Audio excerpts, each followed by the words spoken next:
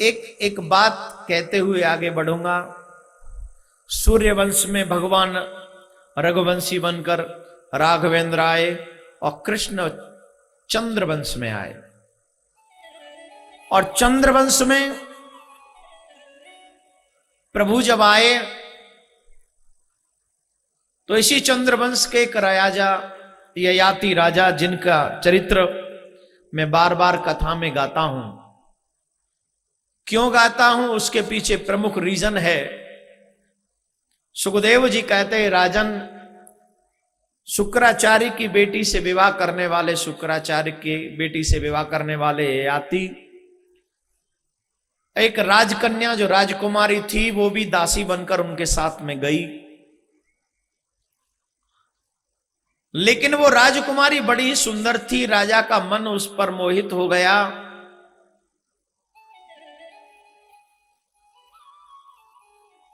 बहुत बड़ी बात बोलने जा रहा हूं। इस दुनिया में ऐसा कोई भी व्यक्ति नहीं है जिसका मन चंचल ना होता हो। हर एक प्राणी किसी न किसी के लिए चंचल हो ही जाता है। उसका मन होता है कि नहीं? उम्र दराज होने के बावजूद भी वासनाओं की इच्छा हमारे मन से समाप्त नहीं होती। महत्वपूर्ण प्रसंग चल रहा है, सावधानी से सुने। जो व्यक्ति अधिक कामी होता है वो हर रिश्ते की मर्यादा को भंग कर देता है।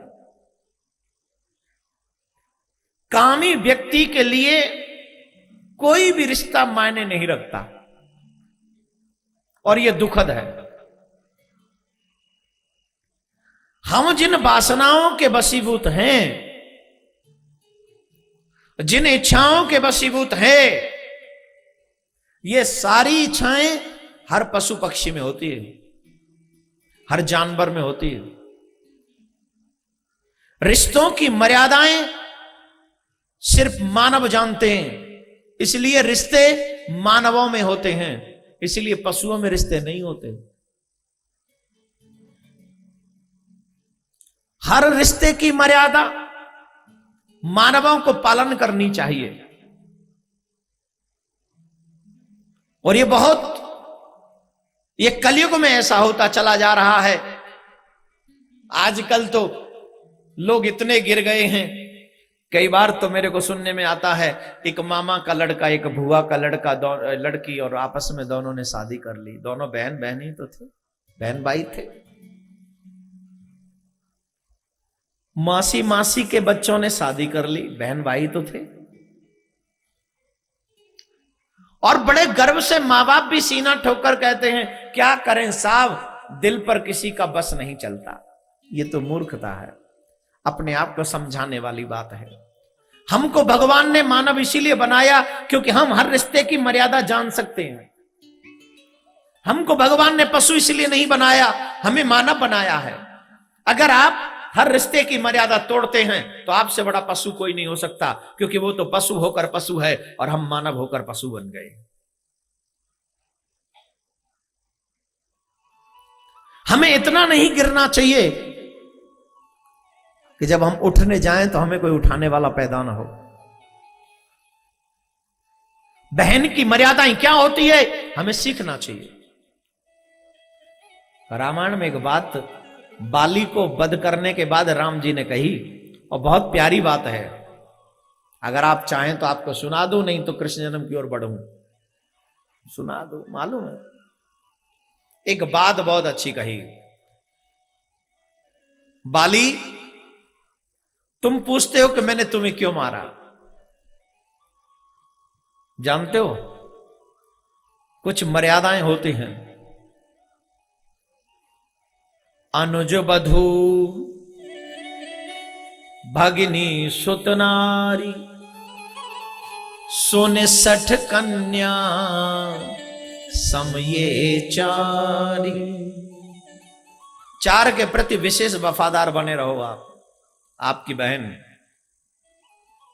आपके पुत्र की बहू, आपके छोटे भाई की या बड़े भाई की पत्नी और आपकी बेटी, दोबारा गिना दूं कि रहने दूं? दोबारा गिनवाऊं? आपकी बेटी, आपकी बहन, आपके बेटे की पत्नी और आपके भाई की पत्नी, इन चारों को बेटी के ही दर्जे में रखना चाहिए। और जो लोग ऐसे रिश्तों पर भी कुदृष्टि रखते हैं, ऐसे व्यक्ति को मारने में पाप नहीं लगता। मैं नहीं कह रहा हूं भाई, राम जी कह रहे हैं।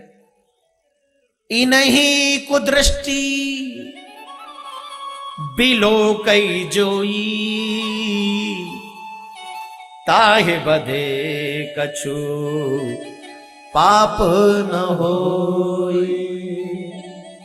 बहन को, बेटी को, भाई की पत्नी को और बेटे की पत्नी को जो कुदृष्टि पर डालता है, ऐसे व्यक्ति का वध करने में कोई पाप नहीं है। तुम्हारा भाई था सुग्रीव और तुमने उसकी पत्नी का हरण कर लिया। तुम्हें मारता नहीं तो क्या करता? पुनः एक बार आप सबसे आग्रह, रामायण हमें मर्यादा में रहना सिखाती है। हमारे शास्त्र हमें बताते हैं हमें क्या करना चाहिए और क्या नहीं करना चाहिए। जो लोग अपने रिश्तों की मर्यादा तोड़ देते हैं, विशेष तौर पर काम के वशीभूत होकर, वो नरकगामी होते हैं, वो नारकीय जीवन जीते हैं, वो अपनों से बिछड़ जाते हैं। इसलिए इन रिश्तों की मर्यादाओं का पालन हम सबको करना चाहिए, क्योंकि हम मानव हैं। ययाति राजा का जो प्रसंग है, पत्नी होते हुए उनका मन अपनी जो सेविका बनकर आई थी राजकुमारी, उसमें आकर्षित हो गया। इस बात से उनकी जो पत्नी थी शुक्राचार्य की बेटी क्रोधित होकर चली गई और शुक्राचार्य ने श्राप दे दिया, जा तेरा पति जर हो जाए, वृद्ध हो जाए। जैसे तैसे मनाया, ससुर जी अगर हम वृद्ध हो गए तो आपकी पत्नी दुख पाए, आपकी बेटी दुख पाएगी, हमारी पत्नी दुख पाएगी। तो ठीक है, तुम्हें कोई अपना उम्र दे दे, जवानी दे दे तो तुम भोगो। तो उन्होंने अपने छोटे बेटे, जो सबसे छोटा बेटा था, उससे जवानी ली और भोगों में लिप्त रहा। अपने बेटे की जवानी लेकर उसी की मां के साथ में अपनी क्रियाओं में लीन है। प्रश्न है, ये वासना तो तब तक मिटने वाली नहीं जब तक हम मर न जाएं। सोचो, एक 80 साल का बुजुर्ग मरण सैया पर पड़ा हो,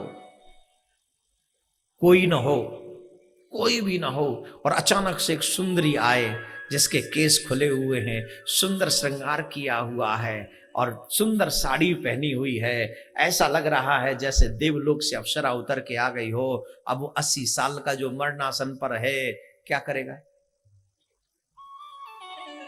एक ही प्रार्थना करेगा, भगवान मुझे कुछ दिन की जिंदगी और दे दे।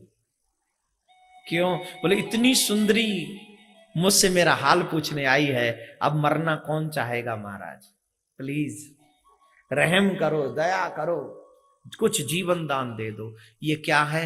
ये भोगों के प्रति आकर्षण है, आकर्षित है। ये जो व्यक्ति आकर्षित होता है भोगों में, तो भोगान भोगता भय में भोगता।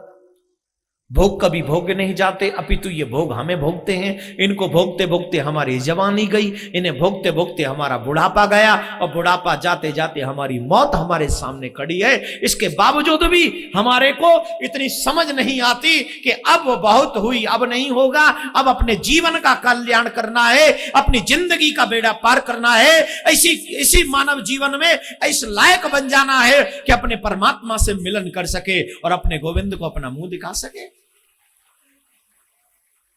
अरे ताली बजाने से कुछ नहीं होगा, अपने मन को कंट्रोल में करो, जितेंद्रिय बनो, अपने आप को कंट्रोल में रखो।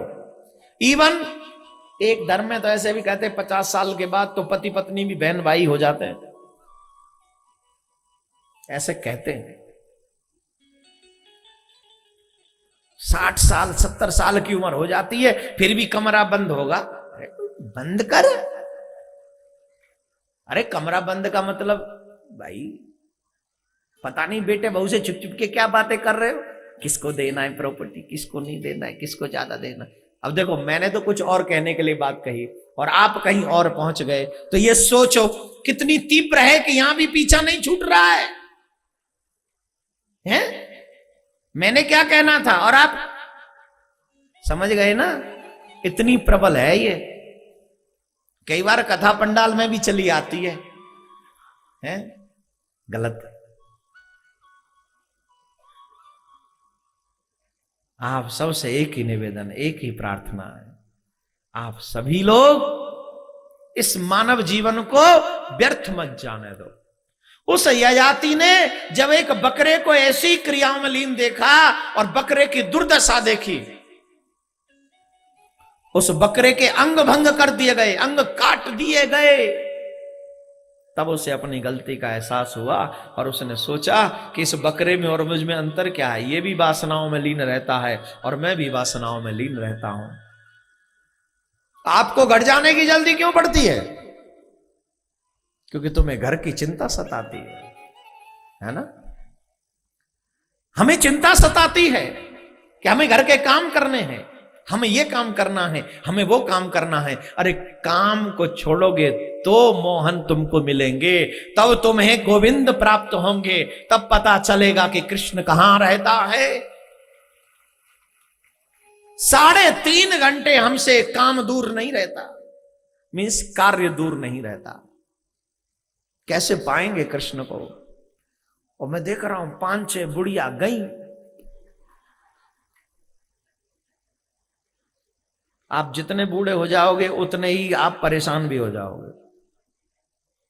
इसीलिए कहता हूं जवानी में भक्ति करो, जवानी में भी तुम कंट्रोल कर सकते हो, बुढ़ापे में तुम अपने लालच को, अपनी वासना को कंट्रोल में नहीं कर सकते। स्टार्टिंग तो तुझे शुरुआत से ही करनी पड़ेगी, बचपन से और जवानी से ही करनी पड़ेगी, तो फिर तुम कंट्रोल कर सकोगे, अदरवाइज तुम कभी कंट्रोल नहीं कर सकते। उसी चंद्रवंश में भगवान श्री कृष्ण का प्राकट्य हुआ। परीक्षित जी कहते हैं, हे गुरुदेव, कथितो वंश विस्तारो भवता सोमय सूर्यो राज्ञां च वंशानां चरितम परमाद्भुतम। हे गुरुदेव, श्री कृष्ण के चरित्रों को विस्तार से सुनाइए। अब सुनिए, यहां से 9वां स्कंद प्रारंभ हो रहा है और 10वें स्कंद और 10वें स्कंद बहुत बड़ा है, जिसमें 90 अध्याय हैं। और एक बात याद रखना, ये 10वां स्कंद भागवत का प्राण है। इस 10वें स्कंद को सुनने वाले लोग कृष्ण के प्रेमी होते हैं, काम को जीतने में सक्षम होते हैं, वासनाओं को परास्त कर देते हैं, लोक परलोक दोनों को जीत लेते हैं, और वो सिर्फ और सिर्फ डायरेक्ट परमात्मा के चरणों में पहुंच जाते हैं। कौन? बोले जो 10वां स्कंद मन से सुनते हैं। और यहां से आगे 3 दिन 10वां स्कंद चलने वाला है। अब तक जो रह गए वो रह गए, पर आगे मत रहना। अगर पूरी भागवत ना सुन पाए तो 10वां स्कंद ही पूरा सुन लो, और पूरा 10वां स्कंद आपको स्वर्ग की सीढ़ियां तैयार कर देता है, अगर कोई मन से इसको सुन ले। ऐसा नहीं आए फिर गए, फिर गए, फिर आए, फिर ऐसे लोगों की गारंटी नहीं है। लेकिन जो आपकी तरह तटस्थ होकर बैठ जाए और सुनते रहे, ठीक 3 बजे की आरती का दर्शन करे और फिर 6:30 बजे की आरती का, उसके बाद ही ये फल आपको प्राप्त होगा।